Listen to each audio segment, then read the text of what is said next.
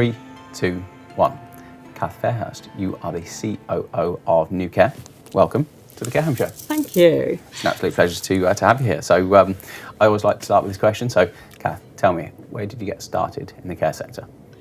Oh, a long time ago, some 30 plus years. I'll just say plus and we'll leave it at that. I started my registered nurse training. I completed that, did my midwifery, worked for the forces, social services, health service, and now in the private sector. So I've done a bit of everything really. I know I've done literally from cradle to grave, but I love working in the care industry. It's my absolute passion of getting things right for people. Having, we were saying earlier that we've kind of known each other for a little while. Obviously, we had the pleasure of doing the workshop together, which was really, really good fun. You can tell that it really lights you up. I remember one of the first times I had a conversation with you and just thinking, this is someone who's got a real energy and real passion for the sector. And obviously we have a kind of a mutual friend in Sue Goldsmith, my colleague and your ex-colleague, of course, who equally as well, she knows that having worked with you and things like that this is it's why you get out of bed in the morning. It's obviously very important too. It is. It's just inspires me really. I love working with the teams, and I love us getting fabulous outcomes and results, and just making life good for the people who live in our homes, and also for all their relatives as well, to give them confidence in what we do. That they know that we're doing a good job, and that our residents are so well cared for, looked after, and have such positive lives. I think that the point that you made about the families is a really, really important one as well, because I think that unfortunately the public perception of care and care homes isn't particularly good. So people are fearful of that, for rightly or wrongly. People are fearful of that, and on some level rightly so, because they're your loved one. You want them to be in the best place possible. So creating environments for people to enjoy the best possible life experience wherever they are in kind of their life's journey as such is it's very, very important. So it is, and it's a privilege. We know our sort of ethos is that, we are privileged to work in someone's home, and we're very clear about that at every single level. And the trust that people place in us to look after people is, really valued by us, and we acknowledge that. The relationships we build with people are just fabulous. And I think some of our feedback, when we get it is so beautiful. It does move me to tears, because it just touches me that, we've made such a difference to somebody and helped them, sort of either moving into one of our homes, because that can be difficult whilst they're actually living with us, and also at end of life as well.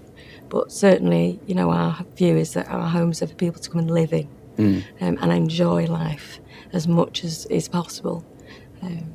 Absolutely.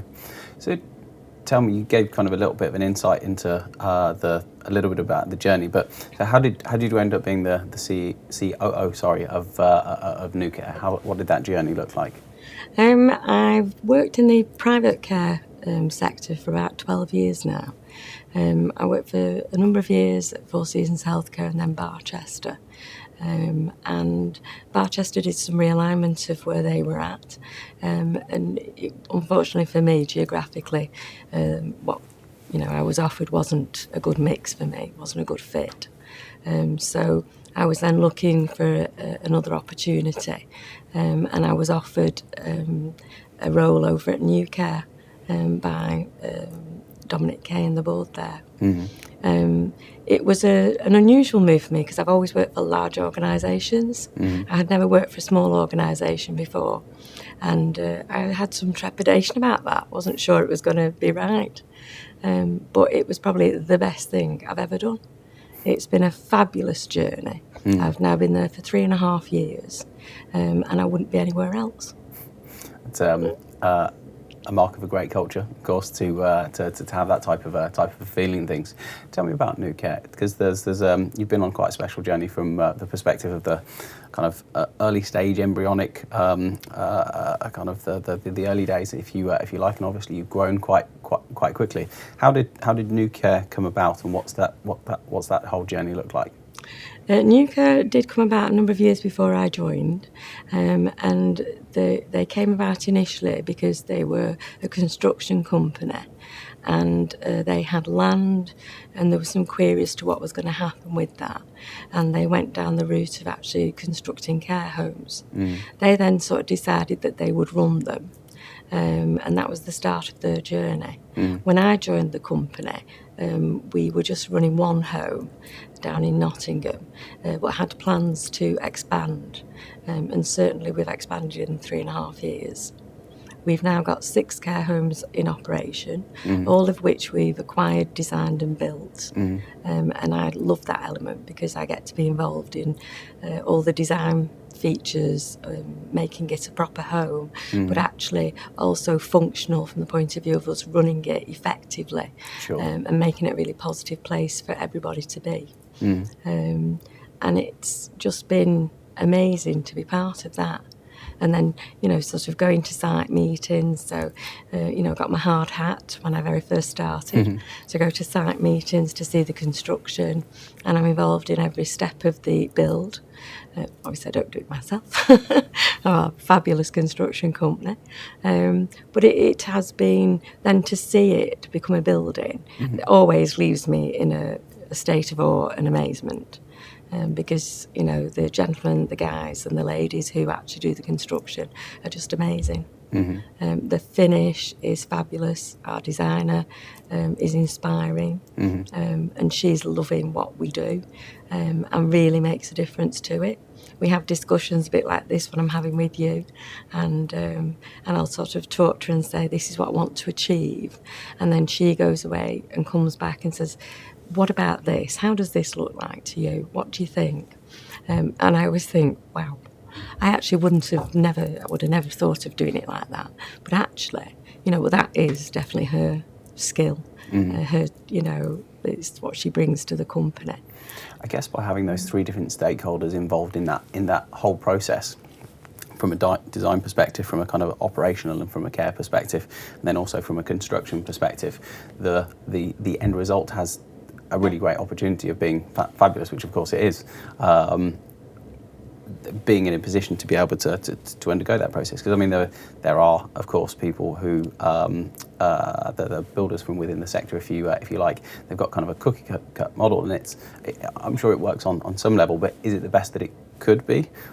I argue that maybe not.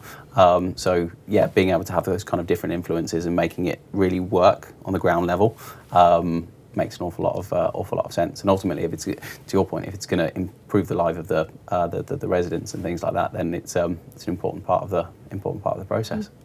It is. I mean, all of our builds are bespoke. They're all designed to fit into the area in which we're building them, and our homes are built in, residential areas where you and I might live, because actually it's somebody's home. They all sort of are designed to fit in beautifully with their surroundings. Sometimes that's worked against me because people drive past because they don't recognise it's a care home, because it doesn't look like a typical care home. Sure. And when they come in, they still don't think they're in a care home, because again, it doesn't look like a typical care home. But it just works exceptionally well. And our residents, love to come and live with us, so our success is testament to that. The feedback we get is amazing, from our residents and relatives. And from a regulatory point of view, we operate relatively large, privately run nursing homes. And our CQC ratings are all good, with a couple of outstanding domains. Which for brand new services is pretty good going. Definitely. But we are aiming, and our aspiration is to achieve outstandings overall. So what does that look like then? Okay, because there's it's an interesting topic of debate, isn't it? Kind of outstanding as such. Are we talking about CQC's version of outstanding? Are we creating our own benchmark of outstanding? There's the whole discussion around, is it is it too much of a high podium to kind of sit on and things like that? Because if you get to outstanding, then kind of what happens afterwards? There's the fear of it all kind of being there's only one way but down. It doesn't sound like that's your kind of perspective and things like that. But tell me your view on your kind of vision for what outstanding care looks like and what that means for New Care. We definitely have a view and a vision, and it's around continuous improvement for us. My view is that we should be outstanding. I think that's a basic requirement, to be fair. Not necessarily the CQC version, but certainly our version. Sure. And getting the outcomes that we want for our residents and relatives and our staff as well. From our perspective, we've got a lot of measures and KPIs that we do to make sure that we think we're on the right tracks. And some of this is around the three things that I love the most, which are inspiration, innovation, and iteration. So we like to feel that we're inspiring our residents, relatives, and staff to be the best they can be. And that from that stems our innovations.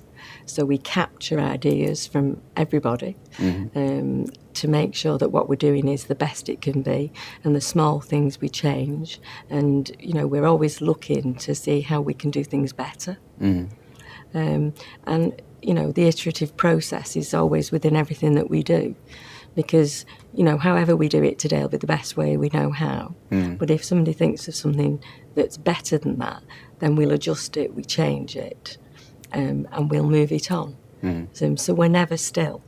That was a conversation I've had with somebody else, actually, who said, you know, a similar thing. You know, if you get to outstanding, you can only go down. No, you can't. There's always room for improvement. Always. Across a range of activities.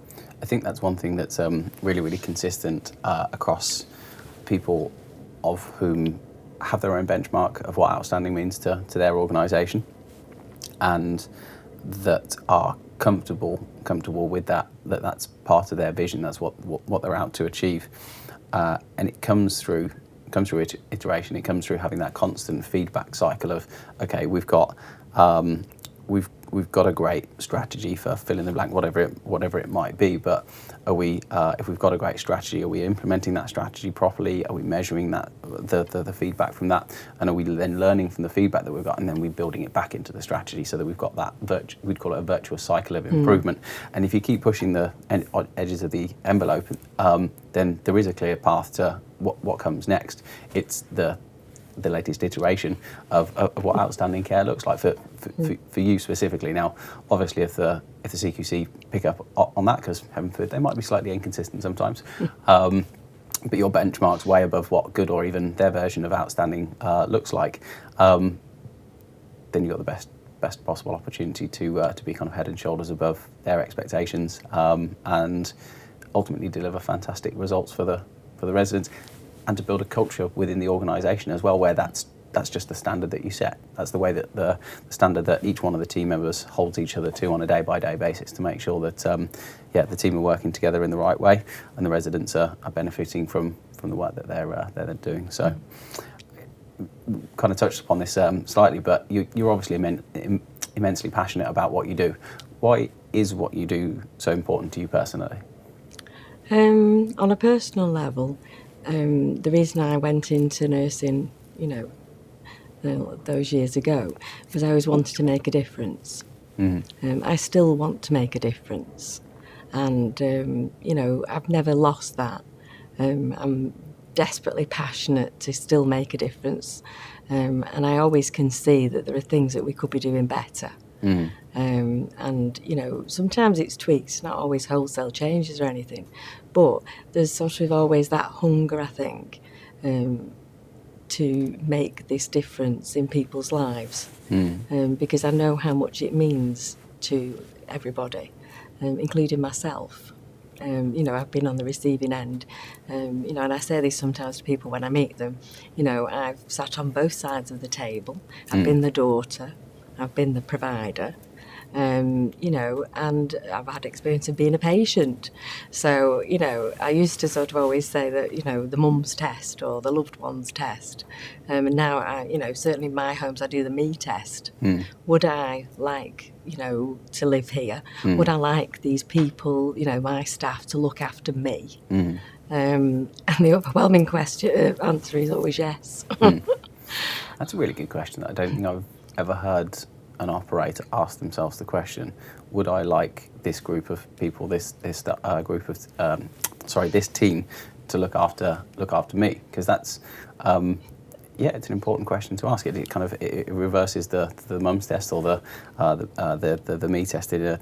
Is looking at it through a slightly different light, and I get the perspective that you do that quite a lot. So I do. One of my phrases is, where are you shining your torch?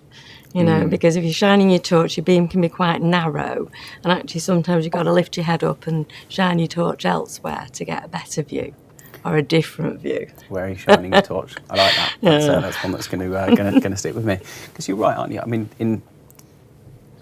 it's very easy to become blinkered. We were talking about this before the show started, didn't we?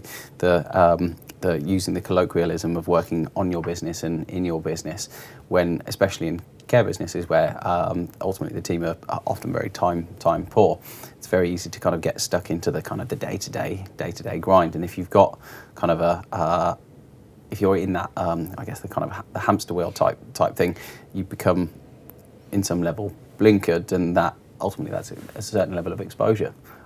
So yeah, keeping an open mind and keeping your head above the parapet, all that type of stuff, it's going to allow you to steer your torch's light beam in the right direction. I think that's it, and it's about, you know, just sometimes looking elsewhere as well. So, you know, I go and visit other care home providers. You know, I read avidly, and, you know, and I'm always researching and testing things out, and, you know, making sure that I keep myself up to speed and up to date. And also I'm open to challenge from the people that I work with, that they will ask me about things or ask me questions. And one of the things I think is important is to be honest. I definitely do not know all the answers. So, you know, we have debates and discussions, and I really encourage my team to challenge themselves and me. You know, if that's the right thing to do, then it's a positive thing to do. Again, that's a cultural thing, because I think you can create a culture of apathy. You can kind of create an environment where people don't feel comfortable in challenging thought processes and things like that, and it then becomes kind of very safe, because although it's safe, you're never going to develop, you're never going to move forward, you're never going to be able to kind of develop yourselves and what you're doing as an organisation, because you're not looking at things in a different perspective. And it's fantastic, isn't it? I actually really enjoy it. There's almost you know my team quite well, so the likes of Sue Goldsmith, in a very constructive way, but she can be quite a challenging individual, not in as much as if she's very open and willing to say, I'm not sure where you're going with that, or I want to be able to understand that better. Are we definitely going in the right direction with that? And she'll do that in the way that Sue Goldsmith does, of course, which is which I've come to really enjoy that, because I know that when she's coming with a different perspective and things like that, I'm about to learn something. Your ego for a moment is kind of like, hang on a second, what's going on here? But I always know that there's my eyes are going to be open to something slightly different, which I know it makes me better at what I do, because we're humans at the end of the day. We don't necessarily have all of the answers. So I think it's important that's the standard, because I think in a lot of organisations, whether they be care businesses or otherwise, there's certain people within the organisation who could be more kind of, let's say, dictatorial than others, and people just end up kind of going with whatever the status quo is to keep their head down and kind of out of trouble. Why would you have all these wonderful people working around with you if you didn't listen to their perspectives and things, which again is it's a cultural thing. So I know that's of immense importance to you, but from your perspective, why do you think that culture is so important? Oh, it's the absolute bedrock of what we do. You know, we have beautiful buildings, they're beautifully designed and appointed, but our culture is what makes us really special. in terms of the feel when you go into the homes, how we work as a team, how we work with our residents and our relatives and other professionals. It's just inspiring because actually people are so positive. I love to go into my homes and there's a feel when you walk in. It's tangible. And, there's a warmth. People smile, they're happy, they're engaged, and they're wanting to sort of make a difference as well. Every day in everything that they do. So for me, that's the magic of what we do. And it just makes it so special. But it comes from us making sure that we build it from the beginning. And it's a bit like a plant. You've got to tend it, water it and keep it going. Sometimes prune it a little if it's not quite where you want it to be. But actually always keeping an eye on it, making sure it is where it should be. Because that's the difference. I like the plant analogy. That makes a lot of sense. That's I think I might steal that, by the way. I'm I a hope you don't mind. Picture person. I work in pictures. I think, I think that's really, really useful because it does bring it to life, quite literally. And I mean, it's sort of bringing that to life. But tell me about an instance at the other end of the spectrum. Tell me about an example where you've seen poor culture and kind of what the impact of that has been. I have experience working in a poor culture, and it stifles people's creativity. People don't want to be there. There's not a good communication process. There's sort of a rigidity to what happens. The creativity goes. Any innovation goes. So it's almost doing things by rote, and people are frightened to stray because of the consequences. And I think on a physical note as well, it is really, really negative because I think people's stress level goes up, they're unwell, they look unwell, and they're sort of taking painkillers for stress headaches, or they're getting ulcers in their mouths, or digestive issues, having difficulty attending meetings because they're so stressed beforehand. And it is a devastating thing. And, actually, it doesn't have to be like that, ever. I don't care what you're going through. You can always manage even difficult circumstances in a positive way. And, in a way that does value people. You can have difficult conversations with people, but still do that in a professional and positive way, if that's part of your culture and your underpinning value base. So I think it is exceptionally important to really be mindful that cultures can change. That's a plant analogy, really.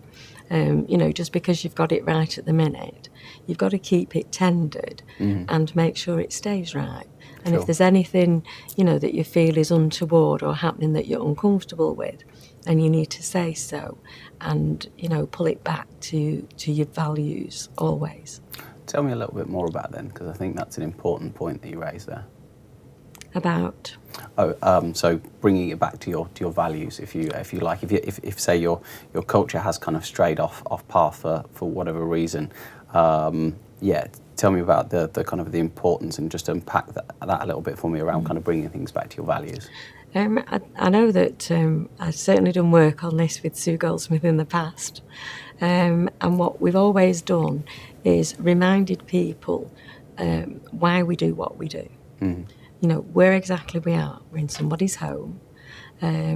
What does that mean to them? How would they feel? And it's about sometimes getting individuals to, step out of their own shoes into somebody else's and think about the impact they have. And in my experience, people have light bulb moments. And they just say, do you know, I get it. And I always wait for that, because once you've done that, you think, right, you're back in. And now let's now experience working in a really positive culture and feel the difference. And the feedback that I've normally had after that is that people are waking up and they're excited to come to work. They can't wait to come in. Or potentially somebody had handed the notice in and they want to rescind it because they say, but it's changed. I can see it, I can feel it, and I want to be here. And those are the outcomes I want to see.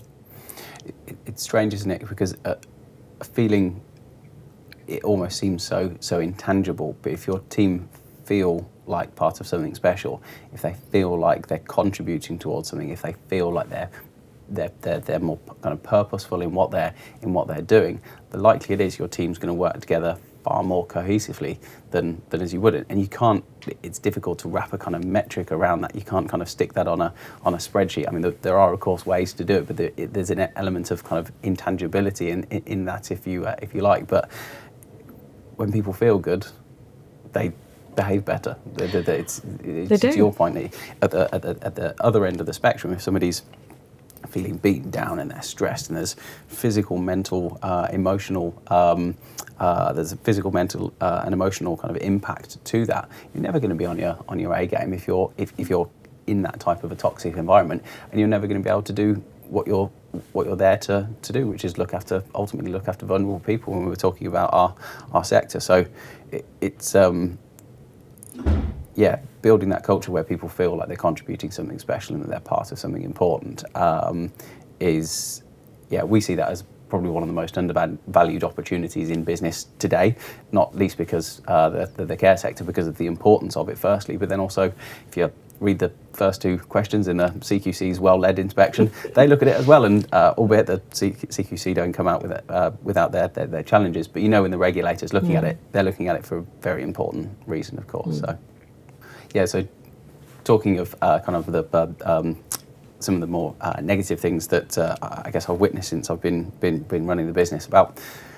Roughly about 2 years ago, the CEO of an organisation invited me in to go and speak to them because they were experiencing some challenges. So went to go and meet this particular individual, and he painted rather a bleak picture of their organisation. So the occupancy was down. They were struggling to attract privately funded residents. The amount of money and time that they were spending on recruitment was going through the roof. They got far more safeguardings than one would like to see. And I think, if I remember correctly, a couple of the homes were inadequate. So it's fair to say that they were having a bit of a nightmare. So the CEO turned around to me and kind of said, look, if for you to get a better understanding of what's going on, I'd like for you to attend our next board meeting so you can kind of observe what's going on. And I duly accepted. I turned up to the board meeting, and it was pretty unpleasant. We've all been in unpleasant meetings, but I think that rates up there as probably one of the worst that I've been. And the CEO was shouting at the CFO, and the CFO was shouting at the chairman. The chairman's getting annoyed with everyone, and it was a bloodbath. It was thoroughly unpleasant. And I obviously have to keep a kind of a professional demeanour whilst I'm in there, but I'm kind of thinking in my own mind, God, when's this going to end? It's unpleasant. So anyway, they've gone through the process, and the CEO's overview was pretty accurate. They got all these challenges, and it was all going in the wrong direction. And they got some big issues. And at the end of the conversation, the CEO turned around to me and kind of said, "Oh, Simon, so from what you've seen today, obviously it's been a bit tense and it's been a bit fractious, but do you think that you and your team can help?" And I kind of said, "Okay, so I've got some questions I'd like to ask before we get into that." And the first question was, okay, so tell me about your company's intent. So why are you in business? And tell me about your organisation's vision. And then please, can you tell me a little bit about how do you inspire your team to strive towards that vision on a day-by-day basis? The CEO kind of looks at me a little bit strange and slightly perturbed by this, and kind of goes, we've got a vision and it's on the website, but I don't really understand what that's got to do with today's conversation. We've got all of these problems. I don't really understand the link between the two. So, okay, fine.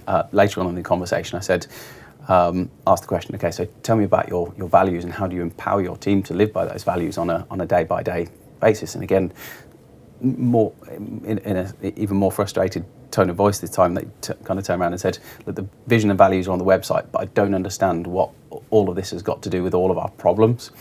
And it was just such a shame, because that particular CEO, there was a complete lack of understanding that the toxic culture that they created with all this kind of fractious behaviour was the cause of all the problems. So the board meeting all focused on, okay, how are we going to fix all of these problems, when they hadn't realised what the cause of all the problems was the fact that none of the team were on the same page, and none of them were pulling in the same direction. And needless to say, we didn't end up working with them, because we could have gone in there and we could have had all of these conversations about trying to get them to a point where they understood the importance of this, and it would have just unfortunately fallen on deaf ears. So again, that's the more kind of negative end of the spectrum, but it kind of frames the fact that you need people to the leadership team of any organisation, whether it be a care business or otherwise. You need to clearly communicate what the standard is that the team's got to uphold, and how you're going to go about doing it. So it's, why are you in business? What is it you're looking to achieve, and how do you expect your team to behave? If you've clearly communicated that and then reinforced that within the team on a day-by-day basis, funnily enough, your expectations are far more likely to be met. I guess it's just one of those things that, if there's one thing that we could kind of impart from today, that would be a worthwhile thing to heed. And of course, this is stuff that you're living and breathing, of course. In the context of culture, tell me about what's your definition of a high performance culture? What does that mean for New Care? I think for us, it's around our vision and our values, and actually making it a reality. Mm-hmm. One of the conversations I've had with one of my team was that she'd said to CQC inspector as it happened, I'm really lucky because I have this beautiful outdoor space and I've got this and I've got that. And I said, can I just correct you? I said, there's no luck in this. This is by design and intent. Yep. There isn't anything that's left to chance here. There's a lot of engineering that's gone to make this what it is today. Just because we do it in, an easy way almost, we don't make it look like it's hard work. Actually, there's an awful lot of thought gone into the design, what we pick and how we organise ourselves. So for me, the high-performing culture is that you've got all of these things woven into everything that you do. And the byproduct is the high performance, because everything else will support it. Yeah. So, we spend a lot of time on our recruitment, induction, making sure that people have our shared values and that we support them to become part of our team. We do recruit people with experience, we recruit people without experience. And, as long as the value base is the same, then that works and it works well. But yes, it's that idea of there is no luck in this. This is by design and intent. So, putting the hard yards though into doing that design and making sure that you've got that positive intent from the outset. It's not like a kind of a snap of the fingers type thing. It's not something that you can't just achieve overnight. It's an ongoing thing. Again, coming back to your iteration. It is. You've got to set those foundations, but you need to keep on building on those foundations. It was interesting. I was talking to somebody fairly recently, and I was talking about this the kind of the process of kind of designing and embedding the type of culture that you're looking for. And I use the example of a house. You almost need to make sure that you've got. So if you want to build a house, you need to have an architect come and design that. So you need to work out exactly what the specification needs to looks like. And again, that comes back to the why are you doing what you're doing. What is it you're looking to achieve, and how do you want your team to be able to behave? And in doing that, you're creating that architecture so that you can build the house that you aspire to build. And there's that whole process. I guess the difference in that particular example is that once you built a house, you built a house. I think when it comes to building a culture, that's just an ongoing process, because you've got. You'll grow like you're growing. You've got a certain amount of attrition within the team, albeit it's probably going to be an awful lot less if you've got the right culture. It's a never-ending journey. It is, and I think it's one of our measures of success is our attrition levels are currently about 17%, which is still higher than I want them to be, but better than the industry standard. But our aspiration is to get that to below 10%. I want to be in single figures. Sure. Because I think, that will be good evidence for me that we really are doing it right for people. Yeah, We always definitely. check out with people who leave us why. To be fair, some of our best successes are people who do leave us because we've developed them so well, that some of our care staff, they go on to do the registered nurse training. We've got people who've started off with us in working within the kitchen and as chefs. And actually we've developed them so well, they're now ready to be a first chef. So some of our best successes, unfortunately, might leave us, but what I do find then is that they come back to us. So they still, want to come back and work with us, which I think is really positive. It's an interest. Until yesterday, I'd never heard the concept of to have an alumni group, or at least to kind of engage with your alumni from your care business. It's something that I know kind of big law firms and accountancy firms and kind of banks and things like that. They're quite keen on that because of the opportunities that it presents. But that was I guess I'm kind of aware of the concept, but to put some process around that to say. To kind of to encourage people to go out into the world to go and try other things, but then also to welcome them back with open arms if they've spent some time with you and they know what they're about. And again, they're somebody that's going to come and contribute to the culture that you've gone to the effort of designing. So, I think social media is a huge help with that. Our homes all have Facebook pages, and obviously we're active as a company on LinkedIn as well. So our sort of people that leave us or come to us sometimes engage with us first, or on those sorts of mediums. So it keeps them abreast of what we're up to and what we're doing, and keeps that level of involvement and dialogue going, which again is really positive because you're sort of sharing good practice, and actually they feed back into your good practice as well. It's always a two-way process. Yeah, definitely. I think a brand of the business and the brand of the homes and the communities that they serve is very important from a reputational perspective of how you're serving the community, and that could be from a brand perspective relevant to a prospective resident or one of their family members, but then of course to your point as well, people who could be employees, people who are employees, and people who maybe they're not employees anymore, but they could be in the future. Again, it's keeping that positive narrative within the kind of the market that you're serving and things like that, and connecting people to your culture again, and making people feel good about the culture of the organisation itself. So, what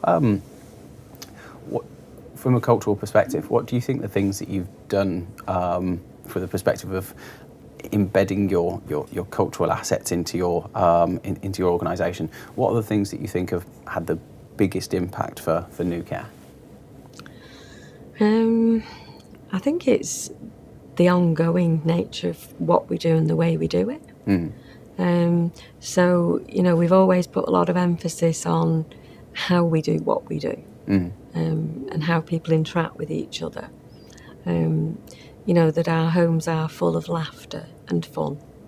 That we encourage and support the relationship building, the banter. I love banter between the residents and staff and relatives, and that sort of relationship, and actually that feeling of family is just amazing. One of the best examples I've ever got was a gentleman who couldn't quite decide whether he wished to live with us or not. So he came for a couple of times as a respite and went home. And I knew he'd made his decision when, in the summertime, he took one of the cushions out of the lounge and he went and lay down on the grass in the garden. Oh, bless him. And I just thought, you've moved in. He's moved in, yeah. And that, for me, the culture of that was just so lovely, and it was just... That for me is an example of when I know that what we do is working and it's working well, that people feel that it is their home. Yeah. So you created that environment where he's perfectly comfortable to go and grab that pillow and kick back, relax, enjoy some sunshine, and have a little lie down in the garden. I think the other aspect for me as well in terms of our culture is this inclusion of the intergenerational activities. So we've got all sorts of ages, and one of my favourite videos is of the nursery children in one of the homes. And I've got, some of our ladies, and one of our ladies, I'm sure she's 96 at this point, playing tag in the garden. And all you can hear is the children laughing and her laughter. And it's just so infectious. And, it's us creating these opportunities for people to really enjoy. And the memories it makes for everybody are just fabulous. So for me, those are the things, they're probably examples of our culture. But as long as I can facilitate and make sure we have those opportunities for people, and the teams are really engaged in that, which they are, then that for me means that we are still on the right path. So they're always acid tests for me, because, as you say, some of this is very soft stuff. It's hard to quantify. Definitely. What you can tell that New Care's culture is something that you're immensely passionate about. What do you think? What do you think the biggest wins have been for you, kind of across the board? So you've gone to the effort of designing the culture that you aspired for, and then you're in the process of delivering it and iterating it and things like that. What are the biggest wins, do you think, from having undergone that process and continuing to iterate it? I think some of the biggest wins are probably the examples I've already given, and there's loads more. The biggest wins is the outcomes we achieve for people who live with us, and also for our staff as well.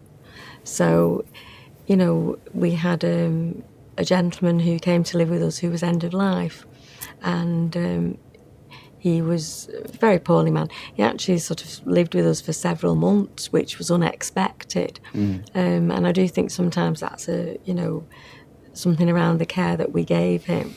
But one of the things he was desperate to do was have this drink of whiskey. So we facilitated this, of course, and his family were thrilled, and he was equally thrilled. But it was something so simple and so easy to do.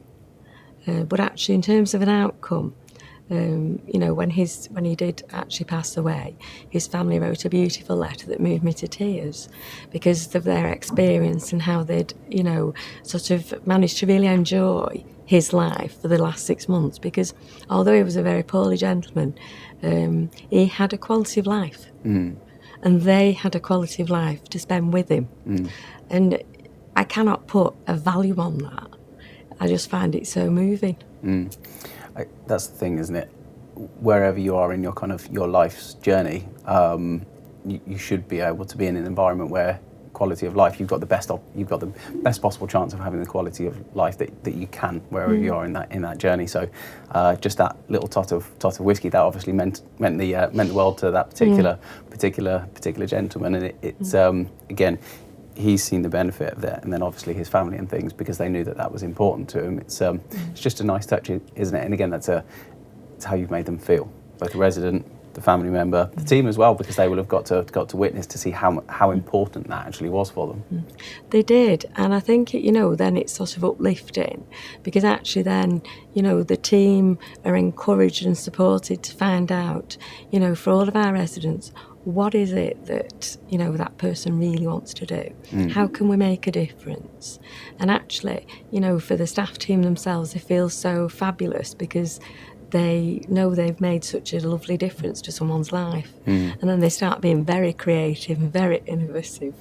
And it's sort of it's a lovely virtuous cycle. And once we've gotten on that, as I've said before, it's a bit like a plant. You do need to make sure that you maintain it. But actually, it is a really positive place to be. And it makes the homes an exceptional place.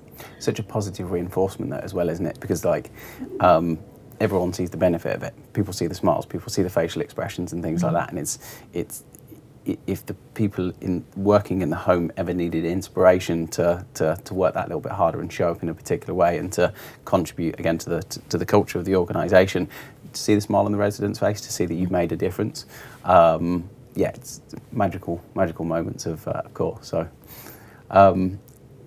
you've been a leader in the care sector for what do we say, 30 years and a little bit of whatever the little bit the is. pluses. You've gained great leadership experience, obviously now in a COO position. So kind of risen through the ranks as such. So you must have experienced. Had lots of experience in kind of various different leadership positions. So what do you think your greatest leadership lessons have been over the years? I think to always recognise that I don't always have the answer. And, to make sure that, the people that I work with know I'm not an oracle. I'm absolutely like everybody else. I have my frailties and my failings. But that, we all of us can have an inspired vision. And I think that's the bit that we share. So I think for me, it's just around just being human, really. I acknowledge that I make mistakes and I think other people do. And I'm always open and honest about that. So I always say, we're honest with each other. If we make a mistake, we always acknowledge it. We fix it and we learn from it. And as a leader, I think, I'm not sure I even see myself sometimes as a leader, to be fair, or even ever. Because I think, I'm part of something that's very special. But it's made up of everybody else. You've got to be part of that bigger team to have that culture where you value each other and everybody's voice. Yes, I may make the final decision because that goes with the role. But I'm always open to listening to other people's points of view. And I'm always open to be swayed because I always think, try to keep an open mind that people are going to say something. I have no idea what's going to come out. So I always think, keep an open mind because you never know what you're going to hear. And actually, I may hear some nugget or something and think, I'd never thought about it like that. So I think it's that valuing of other people's input as well. Why do you think that's so important then? Because I think there's so many ways you can do a thing, so many ways you can achieve a goal. And actually, you need to find the right way for the group, not just for the individual. So just because it might be the right way for me, might not be the right way for everybody else. And if you want everybody to go with you on this journey, you've got to make sure that they're comfortable with it and you do have that shared understanding. So I'm always open to the fact that somebody else might have a much better way than mine. It could be simpler, more effective, and, I'm good with that. And I always acknowledge it and say thank you. And if I share ideas then with other people, I always acknowledge and say, well, this has come from whoever. Actually, it's their idea because, I always, say thank you. And actually, it's good learning for me as well. So I'm always open to learning new things. It's real. It's grounded in humility, but it's humility in a way where that almost encourages more humility and more kind of positive challenges and things like that. Because again, you're creating that environment where people can contribute and they can add their perspectives and things like that, and that kind of ends up in this melting pot of contribution and positivity and different ways of thinking and things like that, which comes back to your three I's, which were remind me again. Yes, inspiration, innovation, and iteration. There you go. I know, they're my mantra. I think it's a great mantra to have, and it's obviously serving you really, really well as well, which is great to see. So,